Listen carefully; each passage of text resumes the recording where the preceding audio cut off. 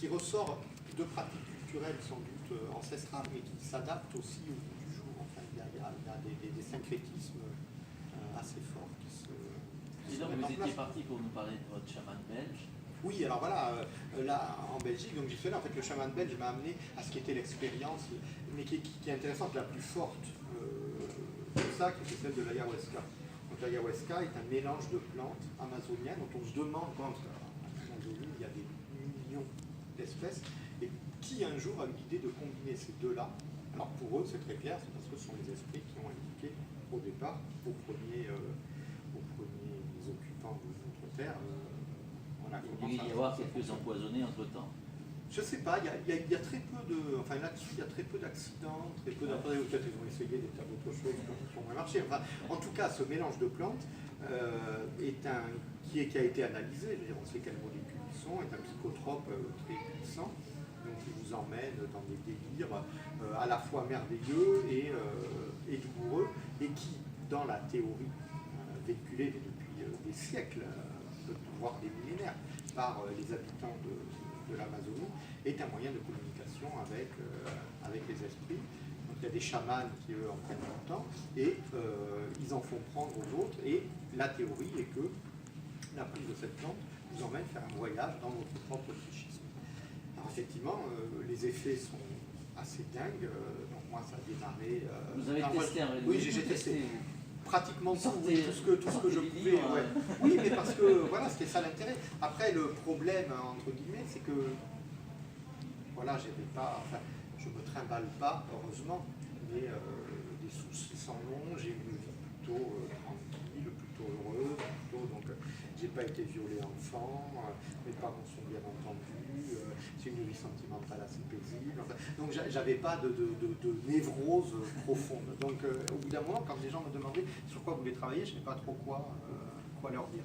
Donc j'étais pas non plus le client idéal. Mais je suis allé à l'ayahuasca avec une copine et je vais vous raconter, elle, donc après, ce que ça m'a fait. Donc ça démarre, c'est magique, on est dans une espèce de... Alors on est allongé, on boit ça, c'est dégueulasse à boire. Et après, ouais, c'est cosmique au début, on est là, on se balade, il y a des lumières incroyables partout. Je ne sais pas si vous avez lu quand vous étiez jeune, parce que nous devons avoir des générations l'herbe bleue. Voilà, l'herbe bleue et Flash ou le grand voyage. Où là, c'était le LSD, il racontait ce que c'était, voilà. Et là, ça a fait ça. Et puis alors après, ça se gâte, parce que... mais on ne vit pas tous la même chose. Enfin, on vit en gros tous les mêmes expériences, mais pas en même temps, pas avec la même durée. Puis il y a des moments très très noirs, donc on ne sait pas pourquoi. Du coup, les images s'obscurcissent. Il y a des moments très violents. Moi, j'ai un moment l'impression que des démons, ce qui est une notion qui ne me parle pas, enfin, qui se battaient pour mon âme. Et là, c'était très très très violent.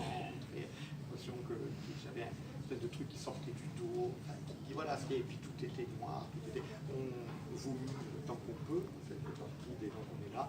On est allongé avec son seau.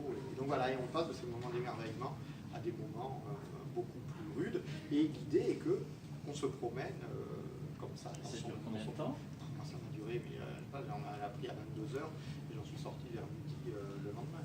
Ah oui. Alors j'ai d'autres étaient, enfin tout le monde c'était 8h du mat, plutôt, donc c'est une vraie aventure. Et donc ma copine, elle avait de vrais problèmes, donc elle avait une histoire d'enfance compliquée qui la poursuivait depuis des années. Elle avait, je sais pas, 35 ans et ça faisait 15 ans qu'elle était en analyse et ça n'avait absolument rien résolu.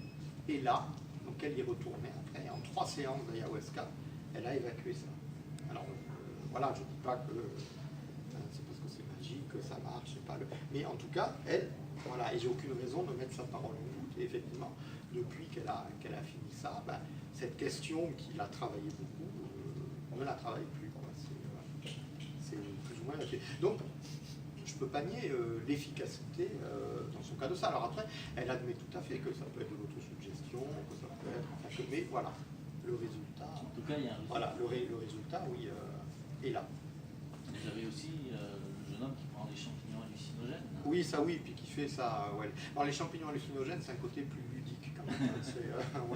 C'est une expérience qui a été beaucoup tentée. Mais là aussi, ça dépend où on le fait. Mais lui, il sort de son corps, il y revient, il se réincarne. Oui, non, il y a quand même des trucs assez intenses, mais ça dépend où on le fait. C'est vrai que les champignons, donc le peyote, dont on a Artaud s'est fait le chantre à un moment, au Mexique, relèvent de la même expérience spirituelle que l'ayahuasca. Donc c'est quelque chose de très profond. Le problème, c'est que en Occident, souvent, les champignons, c'est pris pour le truc. Donc ça dure beaucoup moins longtemps. Voilà, on a 2 heures, avec souvent des visions comme celle que je vous ai racontée, mais plus courtes, et sans la phase très noire. Donc c'est plutôt plus sympa, mais moins profond. Mais l'ayahuasca, tous ceux qui le font refusent de le prendre. Enfin, l'inscrivent toujours dans une démarche thérapeutique et de connaissance de soi. Personne ne s'en sert et ne le donne juste pour rigoler. Parce que vous allez voir les chamans et leur disent, ah, ça fait un gros trip ce soir. Là, non, ils refusent. Donc ça reste dans une démarche assez profonde. Et ce qui est marrant aussi sur les différences culturelles, chez nous, l'ayahuasca est catalogué comme stupéfiant par la brigade des stupes, et que j'avais appelé les discrets, parce que on circule assez peu, donc c'est pas un problème de santé publique pour eux. Mais au Pérou, d'où ça vient, ça fait partie du patrimoine national, et on en utilise dans les hôpitaux. Il y a des cérémonies très fréquentes en forêt, dont un certain nombre de thérapeutes qui ont senti le filon, donc qui font venir des occidentaux, et qui là, pendant des séjours de 1 semaine, 15 jours, 1 mois parfois, ils entraînent tous les soirs, là, qui font effectivement des voyages dans l'antichisme, largement supérieurs et beaucoup plus longs que celui que j'ai fait. Je poursuivrai. Yann Kounen, qui est un cinéaste assez reconnu, est un grand fan de l'aéroport.